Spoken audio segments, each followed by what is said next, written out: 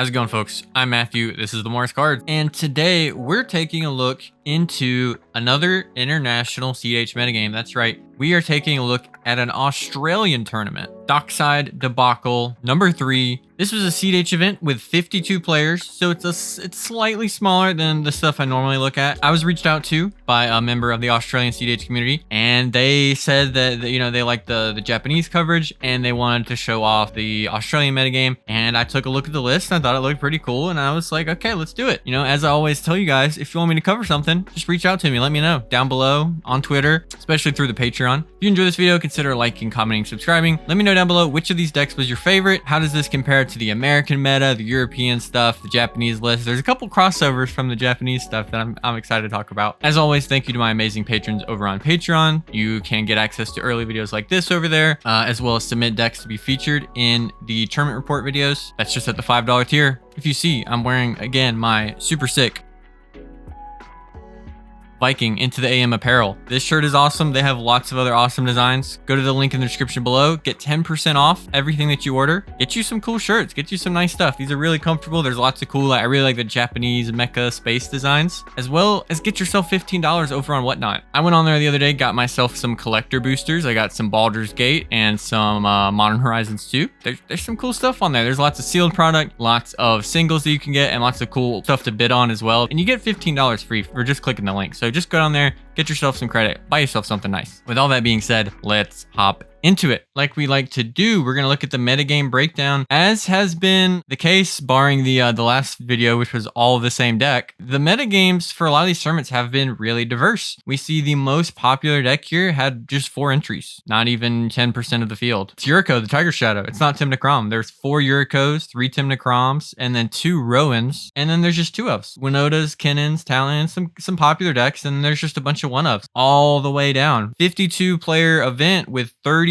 different commanders. That's a huge amount of diversity that we see in this event. Now, I think you folks have kind of liked the more brief deck breakdowns of decks that are more filled with staples or more standard. So I'm going to continue doing that. I'm going to mainly highlight the differences from established lists because I've done so many of these at this point that, it's not really that exciting to go through every single card, for instance. And I've covered Dargo Thras so many times. I'm not going to go through every single card choice, highlight some of the main things, and then keep it moving. We got Dargo Thras. Immediately, a couple card choices stand out. There's a lot of things that are very stapley here. The Dorks and the Kennons and the clones, stuff like that. Bergie is a card that comes in and out of the list. It can do really good things with Dargo, depending on which Dargo loops you're doing. So that's like access to just a big ritual, but then also a combo outlet, and then also a combo enabler. And then we see like the lack of a Dualcaster Mage, where Dualcaster Twin Flame is a line or a combo that some of these decks tend to run. It loses to everything. And we do have a Vexing Shusher, which is a card that I've just been higher on in general. If you watched the podcast episode, most recent one that Eric and I did, we were both really high on this card and how it's performed in Corvold. Consecrated Sphinx, not too common here. This has just been a card I've been seeing more in just decks that can make lots of mana. It tends to just win the game. If you get to untap with Consecrated Sphinx, you drew at least 6 cards. Pretty busted. It's one of those cards like Seaborn Muse. It's like, well, I probably lose if this resolves, but you can kind of politic your way into resolving it. Just like, look, do you have a way to stop the Rockside player or the Blue Farm player who's about to win? No. Then why are you going to counter my Con Sphinx? Usual suspects over in the sorceries. Nothing too wild in the instant slot. In the artifacts, we do have the Relic of Legends, which is another thing that can just be like a powerful card in these colors. And there's also a way to combo with Dargo because you can play it, tap Dargo down, sack Dargo, you made red mana, cast it, tap Dargo down, the red mana, it's going to keep up with the commander tax, and then you can go infinite with something like a Life's Legacy or any other way you have to sack Dargo. Here, no Cloudstone Curio, stuff like that. Though we did see the Team Sabretooth in the creature package. Goblin Bombardment, that's a way for us to win. Greater Good, that's another way for us to win and also fuel an insane Breach. If you get Greater Good with Breach and Dargo looping, you're just unstoppable. It's pretty crazy. So yeah, so we have like access to Goblin Bombardment. It with Bergie or Relic of Legends can go infinite with Dargo. That's not always a combo that you see in these lists, but like you saw in the Turbo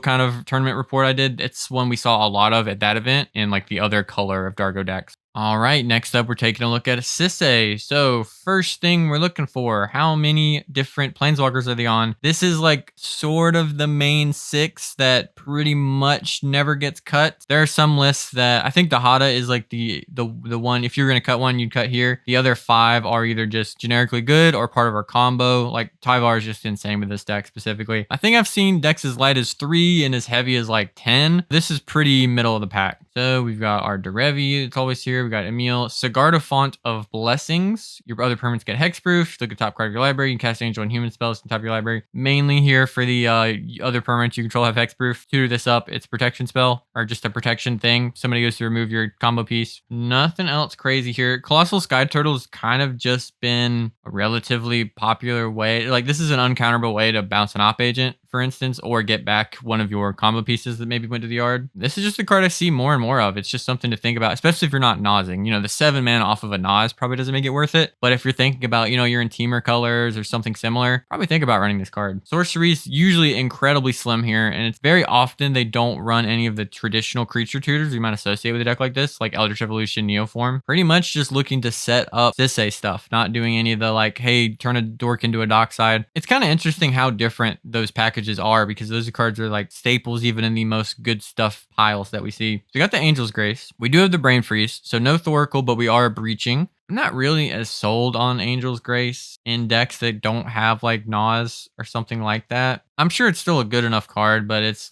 one I question more when you don't have like that really high ceiling potential of not just a card that means I don't lose, but a card that means I win the game. Pretty well what we'd expect in the artifacts. Yeah, Mox's, Agatha's is amazing here. Turns your Gaia's Cradle into the best land ever. Get to activate Sisay with it. It's absurd. Relic of Legends also crazy in this deck. We are on the Cultist and the Smothering Tithe. Smothering Tithe is so good, Sisay. Again, Touch the Spirit Realm is like another uncounterable way to get rid of Op Agent. Those are super critical because a lot of your like politicking and with this deck is like, oh, there's an Op Agent in play. What am I gonna do? You know, I know you have the counter spell. Well, you know, maybe I'll touch it. And then it looks like we are on a budget mana base, even though I know this event was proxy friendly, not running the dual lands. At least as far as I'm aware, this event was proxy friendly. All right, we got Derevi. This is a deck that comes in a couple flavors. I'm a little more hyped when I see the Twiddlestorm stuff, and we see a Tazri, so it's looking that way. We'll see. Tazri into Fairy. Okay. There's some cool stuff here. All right, yeah, it's looking like we're doing more of the tap on tap shenanigans. So we have Delny, which is really, really absurd with Derevi. Doubling your Derevi triggers can go absolutely bonkers. You know, turning your, especially if you get the ring in play, turning, you know, 1 untap or 2 untaps into 4. I mean, you just win at that point. That's an ad nauseum. We got Cutzel, Ranger Captain, and Grand Abolisher, so all the silence effects on a stick that we could use. Preston is really cool. This works with Derevi itself. If you do the Derevi into play with its ability, put Derevi into play, you get a Preston trigger, and then you get 2 Derevis, you know, multiple untap triggers. And then we also have like ability to go infinite, and there's just like a lot of overlapping combos with like Emil and Preston work together. You can do Emil and Felidar Guardian to kind of infinitely do anything you could think of. And then we do have sort of like a go wide creature package, and then like a value engine like Toski. Yeah, these are the best Bant tutors we got access to. Another Angel's Grace showing up. Lots of ways to tutor for artifacts. What could we use that for? OMG, we're on the One Ring, but even more exciting, we're on Shorikai. That's pretty cool. Yeah, that's actually a pretty cool choice that you can, I mean, a lot of times you just untap 2 permanents and then you get to untap a land, Shorikai, filter through your deck. That's really cool. Okay, I just smacked my microphone. I like the Shorikai choice. Chromatic Ori is another card that can go crazy. And then Birthing Pot. Yeah, I really like the multiple options of very powerful artifacts to untap here and even to tutor for. Wild Growth's Utopia Sprawls get a lot better when you're untapping lands. And we're a good Cradle deck. Banamo to do even more nonsense. Yeah, pretty typical mana base there too. Really cool Twiddlestorm with a couple neat touches that I really like. X and 4 versus Win Conless Stacks.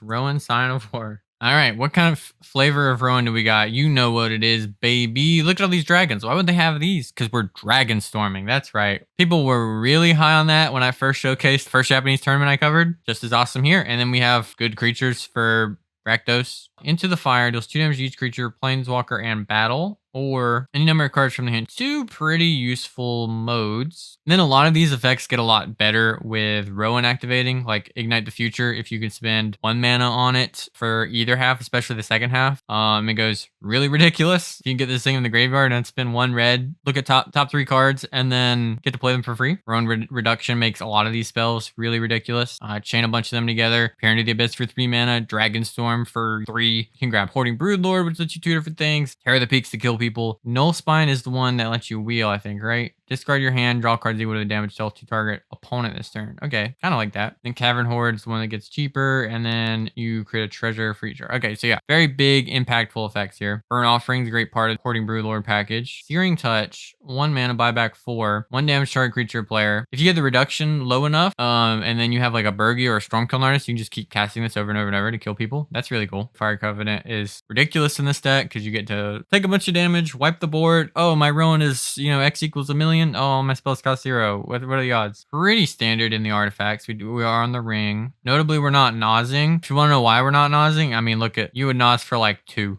Like 2 cards. I mean, it wouldn't be very good here. We're breaching and we're necroing. I like it. And then on the 27 lands total with the MDFCs, we're on the Blackgate. That's kind of cool. That works pretty well. The MDFC lands in general work so well with Rowan because they're way more castable with Rowan, and they also like, oh, I have a land that bolts me and I'm a deck that wants to bolt myself. Speaking of Shorikais, we got another one in the command zone this time. So we have a Shorikai polymorph list. You only got the 1 creature on Hullbreaker Horror. Not opting to run both with having some insurance with Tidespout Tyrant. We've got Bribery, which is really cool. This is gonna be more like the last video I did where we're looking at mono blue polymorph list. But we get the extra white cards. We get Savine's Wreck and Vanquish the Horde. It's weird because you don't want to like humility in a deck like this, I don't think. And that's usually kind of what Shorikai's known for. So we'll see if that's there. Bribery, I really just like in general. I think it's pretty good, especially if there's another like oh man, there's so many Kinnan players in my meta. Let me just go get their Hullbreaker Horror and go infinite. All right, interactions. We got a ton. We got the Alchemist Retrieval, Enlightened Tutor, Marches, Dramatic Reversal because we're gonna ISO Rev because that goes infinite with our commander. Dig Through Time and Misdirection, probably the only like not cEDH staple cards we see here. Codex Shredder, that's gonna let us mill everybody out if we're doing Dramatic Reversal stuff, as well as just make top deck tutors bad. People just used to run this stupid card. Welding Jar, great with our giant commander value engine. That's an artifact, as well as our artifact based combos that we have. One Ring, of course, Unwinding Clock. So yeah, lots of cards that don't affect us, like Torpor Orb, Proteus Staff, which is another polymorph effect to get our Hullbreaker to win. Tap untap effects for both our commander. Like these are just good with our commander, and then also like they get way better with One Ring. We just see a lot of these effects show up way more now. Skull Clamp, our commander makes little creatures. Like lots of powerful overlapping synergies here. We do have the Humility. Pretty relevant here because this shuts off our ability to polymorph. Our Hullbreaker Horror will just be a 1/1. But what this will do while you're setting up for that is a ton. Docksides no longer work. None of the commanders work. Like shutting off creatures. Creatures are a massively powerful, important part of the metagame. If your deck can run a Humility, pretty good. I mean, it's not proactively good. It is a stacks piece still, but it's one that is really hard to deal with and work through. And then some other similar effects. Out of Time doesn't affect us. Want to be just dressed down, copy artifact, touch. Then in the mana base, got Mycosynth Garden. That's a cool one. That can let us do a lot of different things with our big artifact package. I'm gonna maybe at its best here. All right, 11th place, we got our Yuriko, the Tiger Shadow. There's some cool tech here. There's a lot of just Yuriko cards, which are just cheap creatures that are hard or impossible to block that, let you get in with Yuriko. There's more of the cheap ninjas than some decks might run. There's a lot of just other ninjas here that are like the 2, 3, 4 mana value. So we've got some cards here like Fairy Macabre, which is a very hard to interact with bit of graveyard hate that you see in formats like Legacy. This is pretty cool. I actually like this because it also, in a pinch, can be a flyer that can attack in, and then if you get to ninjutsu it, you get it back to hand and you get to use it again. So I actually really like this tech. Lawan is one we saw in the last video too, where when it enters, return all blue creatures to opponent's hands and they can't cast blue creature spells. Pretty relevant. There's a lot of good blue creature spells. Roaming Throne, very good in these sort of kindred, tribal, whatever style decks. Make it a ninja, your Yuriko triggers are double, all your other ninja triggers are doubled, and then it's also a ninja. Sheoldred is good in this sort of grindier style thing. Same with like Talion. Subtlety again is just a card in these 2-color blue decks. I just kind of want to see subtlety, like two colors or less. Having a way to stop like a Thoracle win through Ranger Captain, pretty good. I think this card is underplayed still in this game, especially if you're in 2 or less colors in your blue. Saprozin Legate. The opponent controls a mountain, you control an island, you can play it without paying its mana cost. Probably better than an Ornithopter in Lost Scenarios. That shouldn't be too hard of a cost. Probably awkward because this thing's going to be at its best turn 1, and the odds that it's on turn 1 probably aren't, I don't know what they are, especially depending on turn order. Like if you're on the play, this thing sucks. It's a little tricky. Seeing Street Wraith, I'm assuming we're doomsdaying. We'll see. Love all the sorceries we've got. Brainstorming, Disrupting Show. Okay.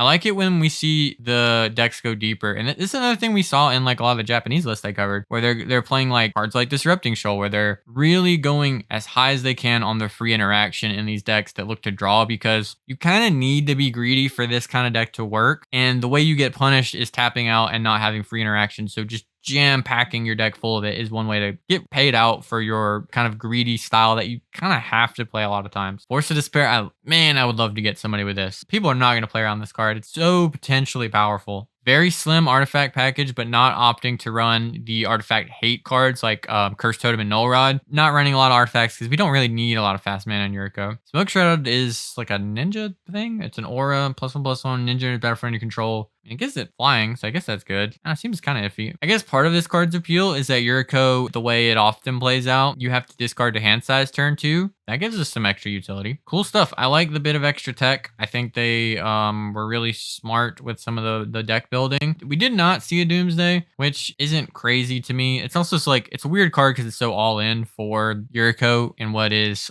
often a kind of tempo, keep people off balance, just stop people from winning, be the police kind of deck. If you get to the point where you can set up a Doomsday, you're probably at a point where it's like, you might just be winning the game anyway if the game's on long enough. We are looking at Kraum Tevesh. Very slim creatures. Very, very slim. Just kind of like the must run 4 right here would be Thoracle Bowmaster, Dockside, Simian Spirit Guide. Op Agent at that status in a deck that's not trying to go super fast. We are doing the Hullbreaker Horror thing. Notion Thief, Displace Skin, but we're not getting like super greedy with our creatures, like running Hullbreaker in a deck with like 12, 14 creatures where like our Nazas get so much worse. So sorceries, we got the Mist of Lorien, which is pretty nice. One thing that's really good about this card is what can really happen, especially if you expect the Staxy metagame, is you get to a board state where you like almost have to have Cyclonic Rift or Bust because you just have to remove too many things. Having cards that can let you really free up the board state, either to help you push through a win or to just deal with what's happening, is so nice. We've got Born and Final Fortune. I'm going to assume we're on Necro. Nothing standing out. Of course, we are on Nas. We do have the Culling the Weak. It's a weird card because in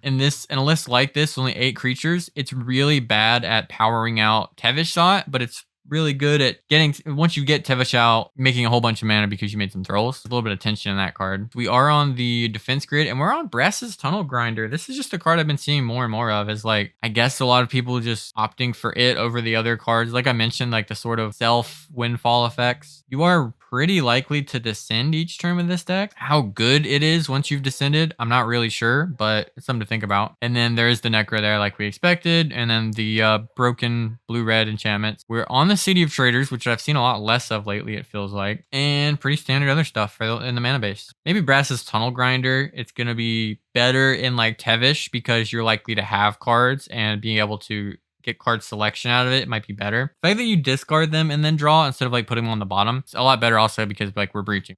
Malcolm Kediss. This is a good one. Some of the lists run Niv. Niv is really cool. You turn him into a pirate with Malcolm, you get to win the game. There's a lot of these cards, like Reckless Fireweaver. Turn into a pirate, we win. Glenhorn Buccaneer, it already is a pirate. It just wins with Malcolm if you're not familiar. Hedron Detonator. Artifact is benefit you control. It does no damage to target opponent. OMG. If we turn that into a pirate, and then we make a treasure, we win. There's a lot of those. So expect to see those sort of effects here. We also have Tandem Lookout as a way to win with like Niv Visit on its own. We'll probably see the Curiosity effects here as well, which are just decent as well. Just putting them on like our Malcolm. Kediss makes Malcolm deal the damage to each opponent. If you have Malcolm and Kediss and Curiosity, you'll draw 3, make 3 treasures. Consphinx again. This is a deck that can make a lot of mana. Consphinx is a hard to interact with way to draw a lot of cards. Pretty well what we'd expect in the sorceries. Artificial Evolution is one of those cards I was talking about. Lets you turn anything into a pirate. And same with Trickery Charm. Both of these let you just win the game. We have the Rending Volley. This is also a deck that gets really shut off by both Draenith Magistrate. Should send a lot of our ways to win. Same thing with the relatively new Dauntless Dismantler. This card also cleans that up pretty well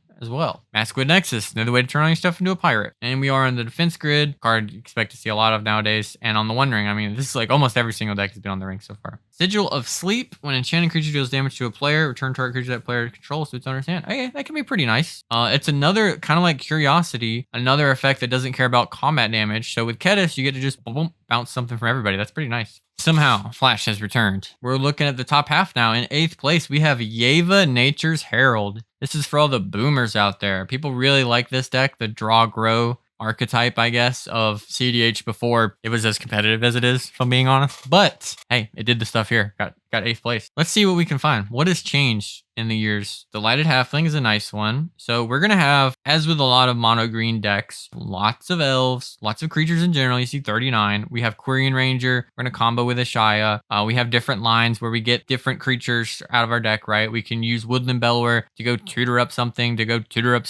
get Fierce Empath to go get the Woodland Bellower, or to go get the Regal Force, or I guess in this list, this isn't a card I've seen a lot of, Woodcaller Automaton. When it enters the battlefield, if you cast it, untap target land you control, it becomes a tree folk creature with haste and base power and toughness equal to its power and toughness, still a land. I guess just as it's a 4-mana land untapper, which can be like mana positive with Gaia's Cradle anyways. Glade Muse and player cast spell if it's not their turn. We're going to be doing a lot of that. We get to draw a card. Player cast a non-creature spell.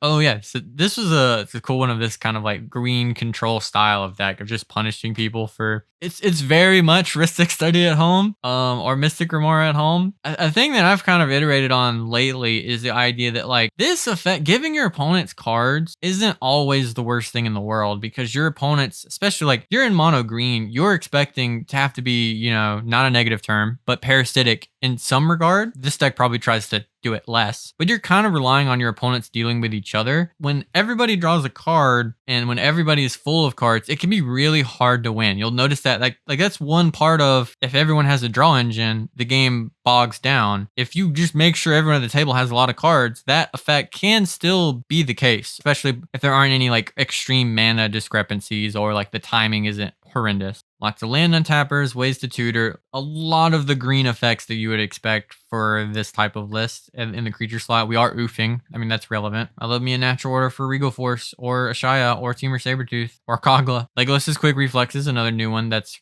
probably great in this and Archdruid's Charm. Archdruid's Charm especially, I think, and in mono green, just any deck that's like really big on the cradle effects, or just, you know, creatures, especially in this list where you are mono green, but you're not tapping out as often, right? You're looking to hold up your interaction or your, you know, whatever Staxy kind of piece you might want to deploy or whatever. That lines up incredibly well with cards like Legolas's Quick Reflexes and cards like Archdruid's Charm. Fast mana to help us get stuff out. Null Rod, Thorn of Amethyst, hate on things that we don't like to do. And then the One Ring, it draws cards. It's in every deck, it looks like. Crossroads is going to be better for us than most of our opponents. Root Maze is one you don't always see show up in these kind of decks, but if you especially can get developed or get this out ahead of other people, sometimes it's not too bad, especially if you have like a lot of land untappers or you're able to just net mana ahead of people. It's the card you can break parity on. Mergent Zone, Crop Rot, Cradle, name a more iconic combination. We've got the first Tymna Kraum deck of the tournament. I mean, it's like 2 cards off being standard, right? So there's no Metamorph. Basically opting to run Duplicate over Metamorph. Running Fairy Mastermind. Bergie one we don't always see. When I see a card like Bergie, I kind of expect to also see like Jeska's Will is maybe in the deck. We'll see. Both sides of Bergie can be pretty good. This deck is a 3/3 that can help you make mana. Like this card can just be really good. Like it kind of does a lot of stuff you want to do with Tymna Kraum. It lets you convert cards into different cards. Lets you make mana. Last Chance. Jeska's Will. See people, I know what I'm talking about. I see a Bergie, I know that there's going to be a Jeska's Will following. It's coming up. Very rare to see a TNK list opt for Last Chance. I would say Final Fortune is pretty close to a staple. I would guess it's like, I don't know, 70 to 80% of decks. Deluge is the board wipe of choice. They usually run 1. Wheel and Windfall. If you're going to run 2 wheels in TNK, I think these are the 2 that you do. I don't really like Time Twister in TNK. Calling the Weak. This is a stormier variant of this list, so it makes sense. March of Swirly Mist. That's another card that you don't really play to be table police. This is a card that you play to help you convert cards into a win. Get rid of the things that are stopping me. Get rid of the Dranathon insta. Go to my turn, breach. What's really weird is there's no Final Fortune. Can't really be budget. It almost had to just be like what cards they had that day kind of thing. Because Final Fortune is just, I mean, other than playing around Dispel or something, Final Fortune is so much better than Last Chance. These look like TNK artifacts. They are lighter on the talismans, but then they were a little bit higher on the rituals. So that kind of evens out. Necropotence isn't standard, but I did expect it here. And this is like kind of its own little sub-archetype of TNK. And I expected Necro to be here. Smothering Tithe is, people are split on it. I like it in the list. I kind of think you do it or Necro, but I don't know. Maybe they like it both. 1 ring to rule them all. I've never seen. Okay. The ring tempts you, and then each player mills cards equal to your ring bearer's power. Destroy all non-legendary creatures. Each opponent loses 1 life for each creature card in that player's graveyard. I usually don't doubt cards that I see on these lists. You guys know I'll cope for anything. It looks a little iffy. It is really interesting to have a board wipe that's like ready to go off. I found the ring tempting you doesn't often change that much about combat math. Notably, I guess that is a card we're missing that's kind of stapley is Boromir. So it is kind of cool to have like a board wipe that lets people know, hey, you cannot develop this turn. It's almost like a weird, like Ristic kind of taxi effect of just like, you got no reason to play your stuff, dude. Let's just chill, wait until, or like the fish, but for creatures. It's a card to think about there. Now we're looking at a pretty cool one that might take me a little bit to try to figure out everything that's going on here. We got Tazri, not the old Tazri that maybe saw a little bit of cEDH play. This is the new Tazri, which has some of the weirdest templated text in a magic card. So it's main ability, so it's one of those 1 color, 5 mana commander, you can Jeweled Lotus it out. Each creature you control has tap. Add 1 mana of any of this creature's colors. Spend this mana only to activate an ability of a creature. Activate only if this creature has another activated ability. That's right, it has 3 downsides on it. And then you can spend Wooburg, tap it, mill 5 cards, put all creature cards activate abilities that aren't mana abilities from among the mill cards into your hand. So what can we do? If we run this alongside a bunch of creatures that have activated abilities, it lets us have a whole bunch of kind of mana dorks.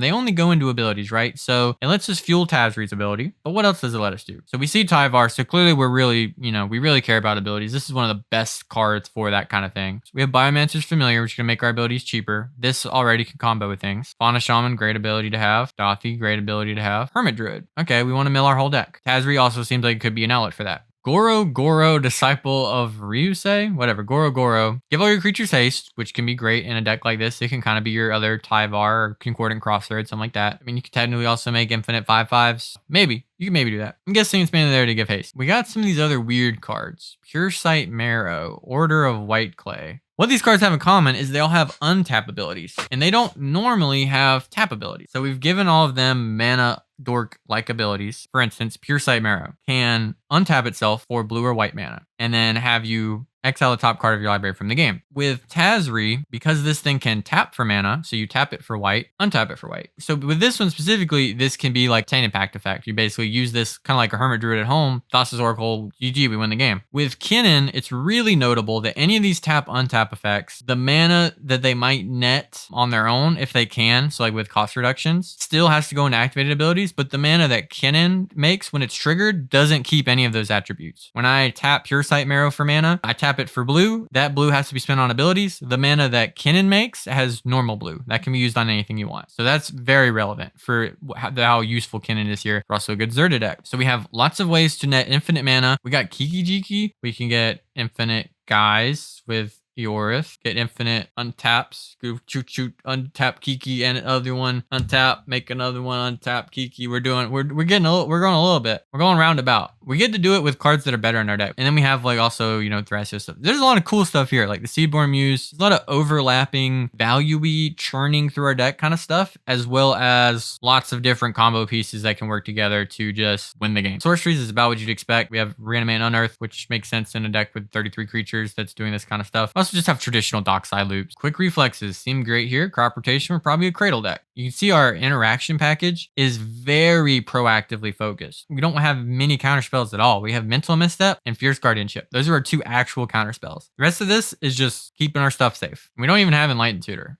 which is incredibly rare, especially because Agatha's Soul Corner is so good. No Enlightened Tutor, that's kind of wild. Helm of the Host, we can do cool stuff with that. We can do Kiki Jiki stuff. Very slim on artifact mana. No talismans, no chrome mocks. Enchantment, so we are on the crossroads like I expected. Survival of the Fittest makes a ton of sense here. Training Grounds also makes a ton of sense. It's very weird to be on Breach and Savine's Wreck and all that. And then Intuition, sure, you don't have to run it. You might as well if you're doing Savine's. And then Enlightened Tutor is just so good with all of these cards. I'm really curious why no Enlightened Tutor. Intuition I could kind of see because it can be very dead. Enlightened Tutor is so rarely a dead card though. And we got Intruder Alarm. Obviously, this card can do just ridiculous stuff. We tap a creature, tap a thing, make another dude. Oh my god, all my dudes untapped. Crazy. Pretty wild stuff. Really cool deck list. So from what I was told, if you're following along on EDH Shop 16, the 4th and 5th place decks have been swapped. So this deck is listed as 4th, but this was actually the 5th place list. And that is Jeska Ishai. Fairy makes a ton of sense. Gilded Drake. I hate Lavinia. Nothing against this player. Just play Boromir. You'll throw less games. Maybe it's just the people that I've played with that play Lavinia. They just lose the game when they cast the spell. It's not a Grand Abolisher, it's a defense grid. Oh man, Kitten is so... I never realized how annoying Kitten could be with Jeska. Because it doesn't care about... Like, as long as you cast it, it enters with some loyalty. Oh man, you can machine gun stuff down. And also, of course, you have the Teferi line, where Savine's Wreck here. Another Mist of Lorien. Maybe they're higher on it here. Winds of Abandon is also just a good card. Just the one of Wheel. I'm a little surprised not to see the Windfall in like a Jeskai, assuming Breach list. Come to a River. Bounce that can also buff your dude. That could be really important with like an Ishai. Make it unblockable. You are in the Intuition here. Playbest Fireball. That's a cool one. Dramatic Reversal. So I'm guessing we're ISO revving. Kind of makes sense. You do need to be able to net red mana, but that's probably not that hard of an ask. We'll see. So we got Cloudstone Curio. It's artifact mana. The One Ring is in like every single one of these stupid decks. So ISO Rev only nets us red if we have Chrome Mox on red, Mox Amber with Jeska in play, Mox Diamond, Mox Opal, potentially Felwar Stone, and Arcane Signets. I wouldn't honestly be that surprised to see ISO Rev, like a player having infinite mana, not even actually having infinite red. Curse Totem makes a lot of sense. We don't have that many activated abilities. We're on the Tithe, we're on the Dress Down, 28 lands. We do see the Igonjoic. I like that in a 3-color list. Very cool stuff. Fourth place, we're in our top 4 by, this is a list by Masked Wolf, who I believe was just on Play to Win, music artist from Australia. We got Karn, very Italian card. So what do we got in the creatures? Not crazy on the clones. We don't have Sakashima, so it doesn't look like we're looking to clone our own Talion. We got Labman and Thoracle to win. Labman especially, I think, is a little bit better in Talion than normal because Talion has a very strong weakness to dying to its own draw trigger because it's not a May. If you do a Thoracle win, doesn't really do that with Labman because they have to like kill the Labman with like your Chain Impact on the stack. Hullbreaker Horror is a weird one. It's almost more of a control tool in these kind of decks. They can go infinite with it and then do that to do something like, you know, infinitely Bowmaster people. But there isn't an outlet in Talion. Cards that we expect in this kind of Dimir control shell. And then we are on the Windfall. I'm a little surprised not to see Twister. That makes me think we're going to see Blood Chief Ascension, I think is the card's name. I definitely like Twister more in this kind of shell unless you're just greedy on Mnemonic Betrayal. Tons of interaction. That's what they love to do here. With the split second stuff, they don't want to lose any counterspell war. If you lose a counterspell war with Talion, it just feels embarrassing. You're like, this is what I'm supposed to do. How do I lose it? Not going crazy on the free interaction, which you see a lot of Talions do, where they're like running Commandeer, Misdirection, and stuff like that. Just running kind of what you'd want to run in these kind of lists, not going even as heavy as like the Yuriko list we saw earlier. Grafdigger's Cage, very free to run here. You see the Mind Crank, which means, yeah, we're probably on Blood Chief's Ascension. Our Sisay's means that we're probably on Counterbalance, but we'll see. Whether Runestone's another Grafdigger's like effect. And then this is just a bunch of mana, Curse, so like kind of hateful-ish pieces, combo-y pieces. And then the One Ring, it's here, it's in every deck. Counterbalance, Blood Chief Ascension, as we expected. Cool stuff. I still haven't played Talion. Kind of want to because it's just like so fun to draw cards. I definitely think I would do something closer to this probably that isn't crazy on let me just make a bunch of Talions and draw a bunch of cards and tap out and lose. This seems like a more measured approach. Third place, we have a Tivit. Hullbreaker Horror, Talion showing up. This is the more Talion-y than Talion. Pretty well what I'd expect. Archivist of Ogma usually just shows up in Tivit, like they're looking for this kind of a thing. This card probably draws you more cards than a Fairy Mastermind. I'm not even really sure. I know Japanese players love Fairy Mastermind. Maybe I would test that over Archivist, but I also really kind of want to play Deep Gnome Terramancer. I know some of the Japanese players are big on that as well. We've got the Languish. Tivish players love casting Languish and having a Tivish left over. Having a Tivit left over. I like the Savines because you have the Intuition line of like Savines, Time Civ, Grand Abolisher. It's so nice. Spell Snare showing up more here than most tournaments, I feel like. I always point out when it looks like a an Ian interaction package, and you see the combination of delay, Mortal Mixture, Mana Drain. Someone comedianed here. Maybe that's just in my head. Maybe other people play that. It's just I see delay and I think comedian. So we got the Grafdigger's Cage, which doesn't really bode well for our Savine's Reclamation, but that's okay. Posture Mech, I like it. Get me a Bowmaster that can't be Bowmastered. Yeah, kind of what we'd expect. A whole bunch of mana, able to get out Tivit relatively early. Time Civ to combo off. One Ring because we're playing cEDH.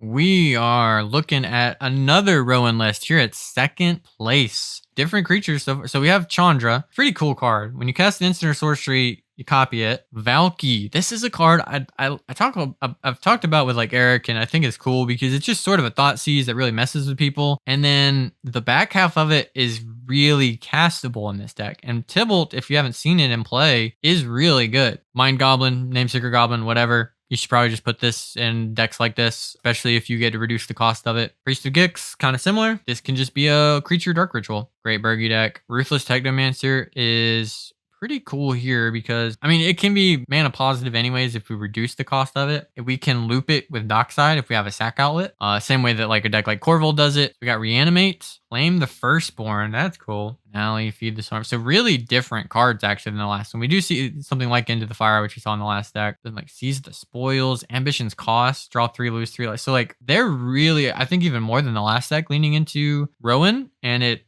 worked out better for them, at least in this event. Beseech the Queen can be just free because you just choose to pay the colorless. Still Dragonstorming, so I love that we had 2 Dragonstorm decks in the top here. We have the tech still of the Searing Touch, very cool. Burn Offering. We still have the same combo lines with Hoarding Broodlord, where we put it into play. We go get a Saw in Half, Convoke the Saw in Half, go get Burn Offering, make a whole bunch of mana, go do whatever you want. You win the game, congratulations. We have 8th Flux Reservoir as a win con, nice. Not going too crazy on the artifacts, no Talismans again. We saw just in general, Talismans have not seemed very popular this tournament. Turn the Past, that's a new one. As long as you return each in sorcery card in your graveyard, it's flashback. Flashback cost is equal to its mana cost. It's really cool that you have like a Past in Flames that you can just set up for. Like I'm gonna spend the mana this turn. It's very likely in this deck that you can just do that, but just because the stuff's free. But also being able to just like, okay, well it didn't work, but at least I always have this. And then we do have the Breach still, of course. No Necropotence in this one. Super cool stuff. I love seeing Rowan Dragonstorm do well and getting 2 top 16s here, including a 2nd place. Really sick. We have another Tymna Kraum deck. Let's take a look at it. Getting 1st place. There's just some cards that just go together, right? When I saw the Ceres in it, I just figured there's a Dothi. And yeah, there's a Dothi, there's Dauntless Man. There's just some of these packages that go together. Rest of this looks pretty similar to what we saw in the other deck. We have the Dam as the board wipe of choice. There's Fire Covenant. So Fire Covenant and Dam. I like that better than like Fire Covenant and Deluge because having like 3 different cards, especially if you're on the ring, to be 4 cards that really care about your life total, is not really that great. Looking like a pretty traditional mid-range ET and K list. And then yeah, this is more like what we would expect in a lot of these decks with the Dominance and Progress specifically are popular in like the whatever optimized Tymna Kraum shells that you see out of players like, you know, Freedom Waffle or any of the other ones that top really consistently. So it's basically always Signet, Felwar Stone, Talisman of Dominance, Talisman of Progress. Like they don't usually run the One Ring though, which we do see here. This was just the tournament of the One Ring, I guess. Dress Down also doesn't always make an appearance. It just seems like in general that card was also valued highly at this tournament. No Necro, no Smothering Tithe notably. Let me know down below, what did you think of this event? I love seeing like the Rowan decks. There's a lot of stormy, like between Twiddlestorm and Dragonstorm, lots of cool stuff like that, as well as like the return of sort of, you know, old school decks like Drogro with Yeva. Super awesome event. So let me know which of these decks was your favorite. Which one are you going to try out? If you are, what would you like for me to cover next? Consider liking, commenting, subscribing. Support me on Patreon. Help me make cool videos like this. I've been making 3 videos a week. You guys seem to have been responsive to that and really like it. You know, the more support I get, the more I get to do that and the more videos I get to make for you. And also just let me know what you want me to make. I'm very down to try very new things. Just gotta let me know what you want to see. So that being said, thank you so much for watching. And as always, go play cEDH. Have a good one, everybody.